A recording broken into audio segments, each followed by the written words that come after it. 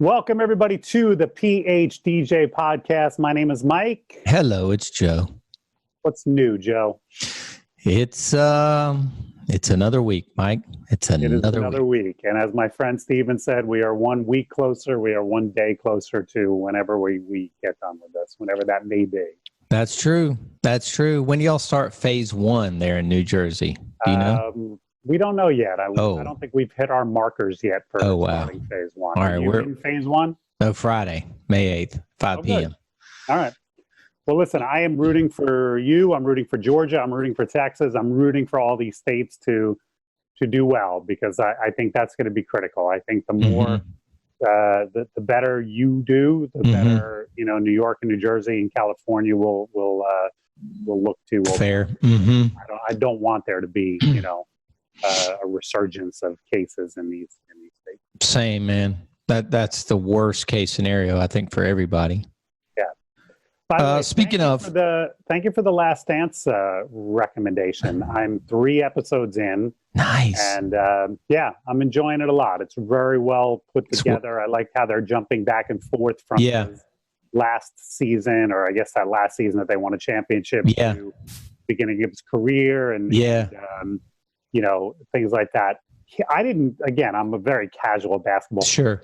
He scored 63 points in a loss once.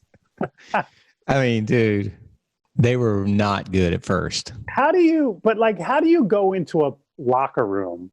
I don't know. Having scored 63 points, and the rest of the team, I think, combined for like 30.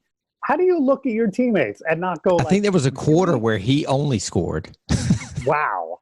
How do you go in there and say, guys, can somebody else do something? Could somebody make a shot? Somebody else? Oh, man. And you want to know what my other takeaway is so far about this? Dude, how deep and rich is Scottie Pippen's voice? Oh, my God. Oh, my God. The guy would be the greatest MC ever. Every time he's on the microphone, I'm like, is this Barry White or Scottie Pippen? I never remember that. I don't. He didn't talk that much, I feel like, because, he was always in Jordan's shadow, but he has got an amazing voice. He could kill like on voiceover or like a documentary narration. He's good. Yeah, if he needs some extra income, he should be doing it. Trust me. I'm not sure that he does. But they made him out to be like he didn't get paid. Once he got traded, he got paid. So I saw an article recently. They did. He has plenty of money. I'm only 3 episodes in, right. But at one point he was the 17th highest paid player in the league. That's not good. Yeah. Yeah. But anyway, if you don't know what Mike's long-term contract. That's right. That's right. Yeah. They boned him for sure. If you don't know what Mike's talking about, it's The Last Dance. It's the Michael Jordan documentary. It comes on Sunday night. I think there's 10 episodes, and there's been 6 so far. You can catch it on, if you have Apple TV, just go to the ESPN app and you can watch it back. Cool. But so Mike, well, I don't want to put a damper on things, but I feel like I need that. I know I've been texting you every day and getting an update. Just tell us how your pop is and what's going on. Dad's fighting the good fight. He's got pneumonia in his left lung, which is the major area of concern. The doctors have used the term cautiously optimistic or guarded optimism. And if that's what his doctors are saying, that's exactly how we're feeling as a family. We just, we're pulling for him, and he's just fighting the fight. So he's been in the hospital for how long? Today is 2 weeks. Damn. Yeah, that's amazing. Today is 2 weeks. So he's in a great hospital in New York City, Cedars and Mount Sinai, and we're just confident that he's getting the best care, and he'll be home eventually. Yeah. I'm sure he will. Yep. Well, that's good, man. I'll just keep checking in on you and keep people up to date and keep the listeners up to date on Facebook, obviously. Yeah, I got to FaceTime with him this morning, so I put up a picture of that. Kelly and I got to FaceTime with him, so that always kind of perks him up and perks me up. And was he have an iPad or something in there? No. Small world. A very good friend of mine, her daughter works at Mount Sinai. And so she has been going in and visiting with him. And when she does, she brings her iPhone in and she FaceTimes. So it's incredible. And then she also facilitates FaceTiming with my mom and my kid brother. So it's one of those Some people would call it fate. Some people call it the universe. I chalk it up to coincidence, but however it has worked out, it's worked out wonderfully that this. So you cannot go. They physically will not let you go. Oh, no. Even my mom could not get into the hospital. Couldn't have. Golly, man. I know. That's horrible. Yeah. It's a danger. It just shows you how different parts of the country are, man, because, I mean, we have full floors here that are vacant. You know, like there's nobody in the hospitals right now. Right. I mean, they're laying off people. I mean, that's not. God forbid you had a relative in the hospital with coronavirus. Would they let you visit? Man, I don't know. I don't know. I don't know that I know anybody currently. I mean, put it this way. My buddy was having surgery on his back, and he was sure they weren't going to schedule it. And he just had they took out 2 of his vertebrae and put in 2 plastic ones. Like they're doing full-on surgeries here. Yeah. Like in the middle. I mean, this was yesterday. Like I just checked on him. I said, hey, how are you doing? Steve So, one of my DJs, hadn't been feeling well. He went and got an MRI yesterday. Like they're doing things non-COVID related. Have stopped other procedures in the tri-state area, but I think what's happened is, say it again. I thought they had just shut down anything other than COVID. I think what's happening is most people are choosing not to go to a hospital, which they're saying is that's one of the areas of concern here, that there are people who should be in the hospital, not for coronavirus, but for something else. And all elective surgery has pretty much been postponed. Right. And that's what's killing these hospitals, because that's their biggest problem. The money. Right. So, that's the money. Yeah. So anyway, Joe and I were kicking around topics. Thank you for asking about my dad, by the way. Yeah, man. Joe and I were kicking around topics, and somebody had commented, and if I have it wrong, I apologize, but I think it was Vicky Musni commented last week that she loved our episode, specifically about the fact that you and I just telling stories about our dad. And so that kind of planted the seed for me. Let's get away from coronavirus, even though we opened up with it and everything else. Let's just reminisce and talk about our gigs back in the day when we used to actually be able to do what we do. Right.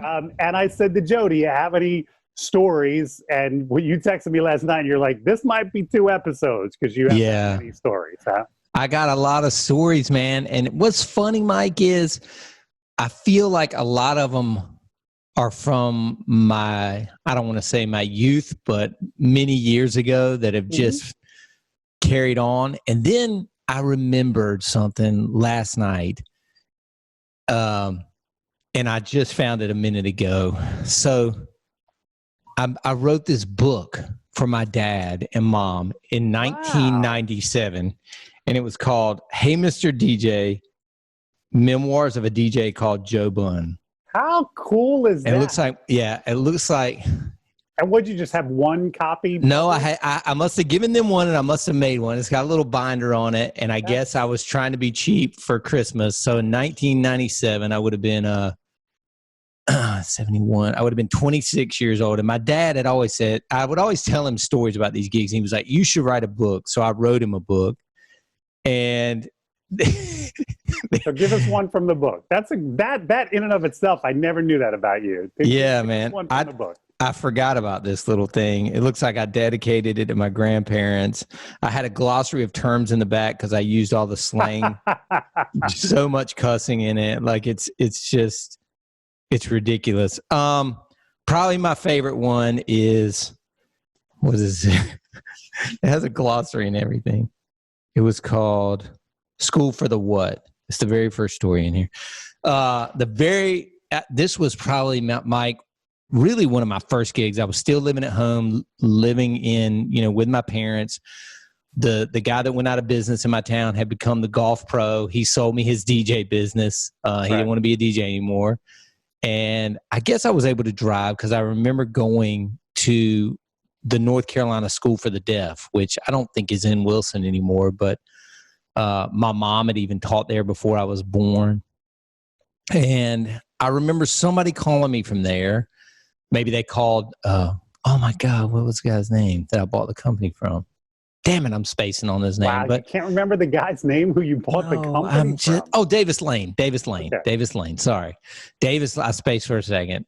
Davis Lane, they called him probably, and he said, call Joe Bunn. And they called me, and I thought it was a joke. I thought somebody was playing a prank on me. And that was like, truly phones. There was no caller ID. Like, I was like, oh, this is a prank. They were like, no, we want you to come play for these kids. And, do you have, big speakers? I had all these giant PV speakers and everything. And I said, yeah. They said, just come. We'll show you what to do. And, man, I went to the School for the Deaf.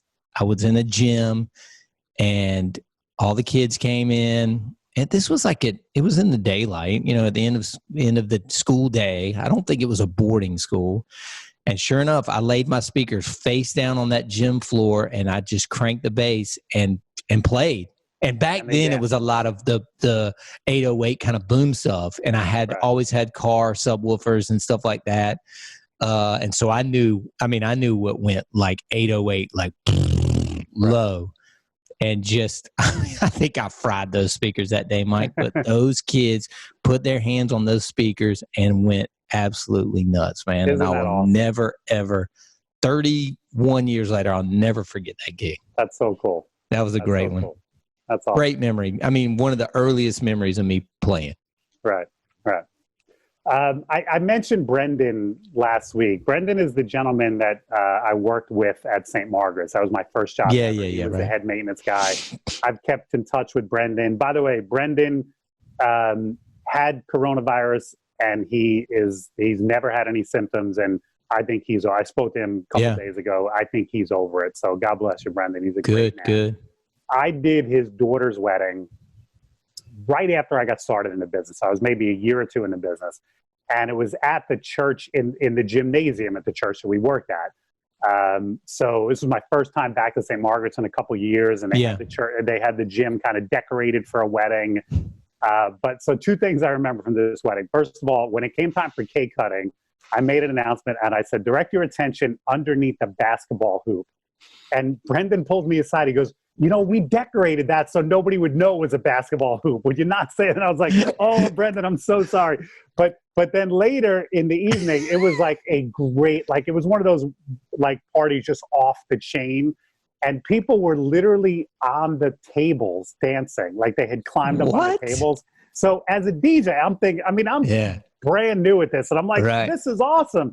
And Brendan and his wife, Kathy, come up to me and they go, do you think this is safe? Like, don't you think you should do something about this? And I looked down, and I think his daughter, the bride, was on one of the tables. And I'm like, oh, yeah, I guess I should get these people down before there's like a major accident. Like, I was just like, were they drinking? Oh, God, of course. Yeah. Okay. Yeah. I'm in a church wedding. Right. I'm like, this sounds mandatory. Very right. It was one of those like early great weddings, but I was like, yeah, I guess I should get these people off these tables. Would you still get them off the tables even in present day? Yeah, I think I would probably, and I don't remember how I did it. I don't remember if I made an announcement or whatever. Right. But I would probably, you know what? I wouldn't do it. I would send my assistant over. Right, I got you. Go, hey. And listen, nowadays, most of the banquet halls I play at, the maitre d' would stop. Correct. But there was no maitre d'. I was in a gymnasium. A gym. You know what I mean? Whoever the caterer was probably long gone. So I was really the only one in charge of this thing.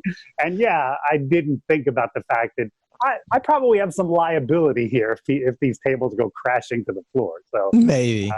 Yeah, I remember that wedding. It still stands out 30 years later. That's what I'm saying, man. These memories are classic. All right. I got one from, I think it was just last year. And down here, I'm really new to the whole CO2 cannon phenomenon. Right. And I remember Club Cannon that sells them, the main supplier of these things, had like a scratch and dent sale one day on Instagram. And they were like, yeah, if you DM us, you can get this one for $100 or something. Literally had like a scratch on it. I was like, done.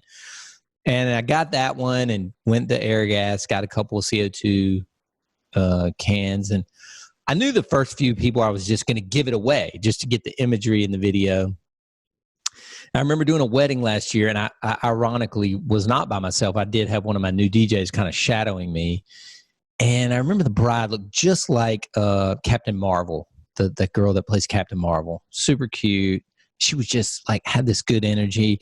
I looked at that kid, Matt. I said, here's my keys. Go get the cannon. And he's like, what? And I was like, just get that tank and the briefcase beside it. Like, I think this is going to be dope. And, get your phone out when I give it to her. Right. And I didn't really know what I was doing. I mean, I had fired it off a couple times, tested it, handed it to her, and I remember playing We Found Love, and it was like, woot, woot, woot, woot, woot. And I was like, right when this beat drops, like, fire it up. And she's just going right in people's faces, which I've learned later you're not really supposed to do. Right. Yeah. I mean, and I'm kind of over to the right, like cheering her on. And I guess like her peripheral wasn't really functioning. And she hit me right square in the face with this thing. And I promise, Mike, it wasn't a foot from my face. And icicles were hanging off my eyebrows. And like she looks over and the video misses her hitting me with it, but it gets her going like on my eyebrows, like trying to clear them off and then hugging me at the end. And I remember last year just being like, I'm so glad. One, I was so glad I had an assistant with me that night. And two, I was just so happy. I mean, even though it kind of like, it almost took my breath away, like froze my face, but it was just such a great memory. Yeah, we use those at the end of our throttle shows, and Chris Monaco usually shoots it. And even though he's shooting it above everybody, I mean, it brings the temperature down. Hell yeah, it does. I mean, dramatically. Like, you're out there sweating on the dance floor, and then all of a sudden you're like, oh, I'm a little chilly right now. I've been at concerts. I've been in Vegas. It will chill that room down quick. Yeah, that's pretty amazing.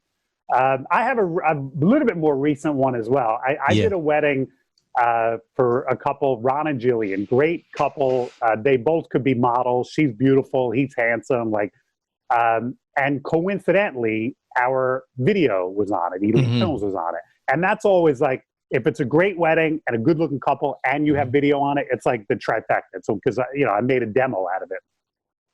But that was the wedding I did 3 encore songs at. I've never done 3 one more times. Yeah. It was such a great, I got the one more song chant at the end, played one more song. After that one was over, one more song, played another one.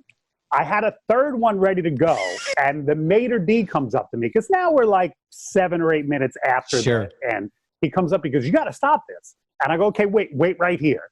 So the second one ends, and one more song. And so now I'm looking at him. He's right next to the table. I go, your call.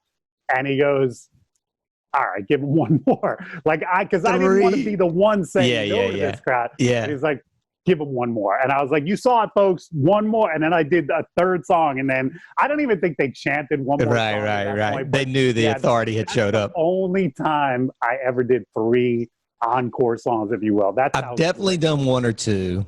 And I believe that it was, I remember that guy.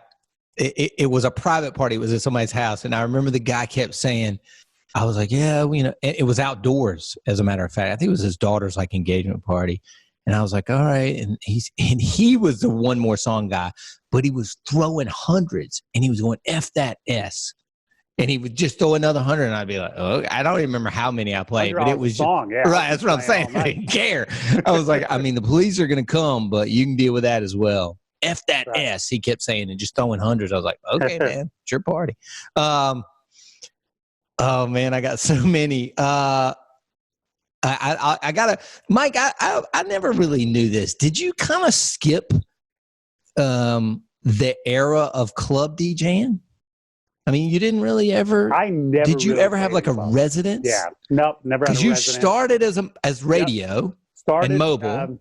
Yeah, and then did just a few bars through the years. Yeah, okay, one-offs, nothing. Yeah, I never had a residency. Wow, that's interesting. Especially now. I mean, the guys that are younger than us, the people that you and I run with, the people that go to the collective and stuff. I feel like all those guys either currently have or had some sort of residency. And I guess I guess it back then it wasn't called a residency. It was just Joe Bunn's going to be at this bar on Thursday nights in Chapel Hill. Yeah. And I remember, I don't even think I was old enough to be there in the first couple years at college, but I remember playing at this place called Molly's, And again, it was a bar. Don't let me entice you into thinking it was a club. It was a straight up bar. Studio 54. Yeah. Hell no. I don't even think it had lights. I don't think I had lights. But I remember there was this dual story from this one Saturday night. I remember there was a football game. My parents came to town. They went to the football game, and then we parted ways. And, I remember I said, okay, good to see you guys. They were staying out kind of back towards Raleigh, but they weren't going back, to Wilson where they're from. I said, I got to do this show. I think it was like 11 to 2 I would play, something like that, which sounds absurd, right? Now as a 50-year-old man, I can't, I don't want to ever do that again. And my dad was like, all right. And maybe we went out to eat because I started so late.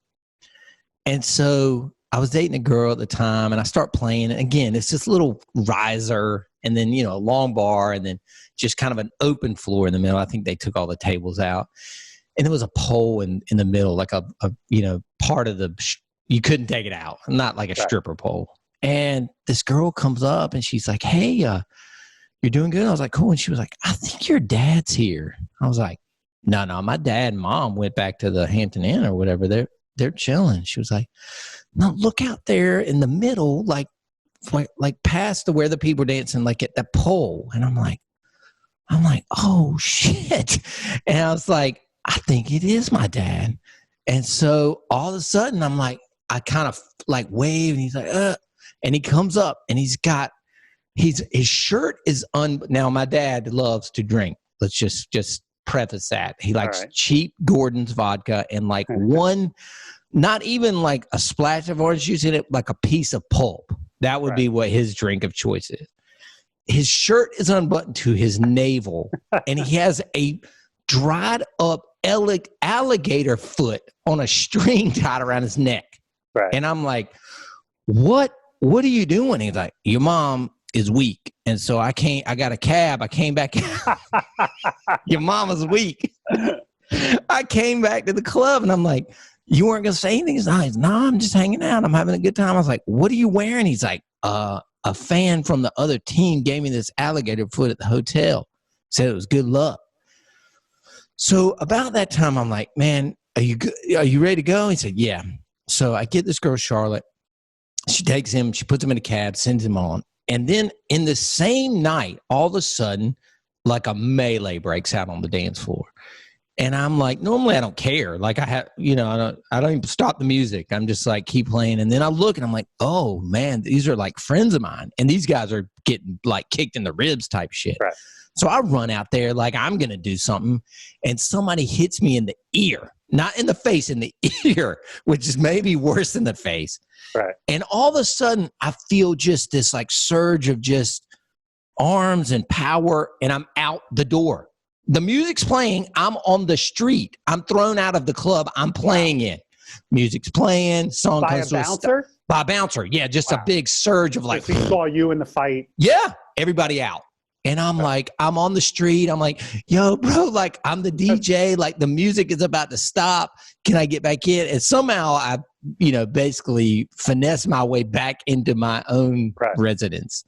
But so did you ever try to figure out, Joe, never forget that. How old was your dad? So this would have been like 93. He's 75 now. So what is that, 25 years ago?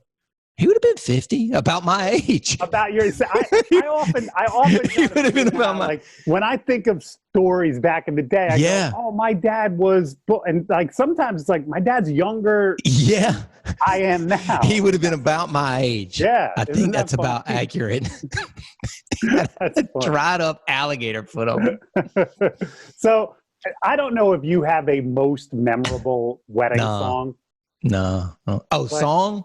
Yeah, I will never forget this one couple, and it goes back many years. I'm pretty sure I played it on vinyl. Their wedding song was Friday, I'm in Love by The Cure. The Cure, I love that song, yeah. Because it's sort of mid-tempo. I don't want to get upbeat, mid-tempo, whatever you want to call it. It's not a ballad. I will just never forget the two of them singing that, because you can't slow dance to that song. No. They were like out there, like jiving around. And like singing it to each other, pointing at each other like passionately. And to this day, every time I hear that song, and I hear it often because that's that's like Kelly's genre of music. That's The Cure. Yeah. And so whenever Kelly's in the car with me, I put on First Wave, the Sirius channel, which plays Depeche Mode and that new wave 80s stuff. Yeah. And The Cure. And so that song often comes up. And to this day, I don't even remember their names. Yeah. I remember where it was. Yeah. But I don't even remember their names. But I could picture this couple. And again, it's probably 20 years ago, like on the dance floor, just singing to each other. It was just such a cool, great moment. I do love that song though. Yeah. Kelly has good taste. All right, you wanna table the next ones for the next episode, Mike? It's been about 25, 30 minutes. This is about why don't we cut this off now? And like you predicted, we can just make 2 episodes out of this. All right, awesome. Well, guys, thank you guys for listening. I hope you've enjoyed these stories. We've got more coming in the next episode. Cool. Thanks.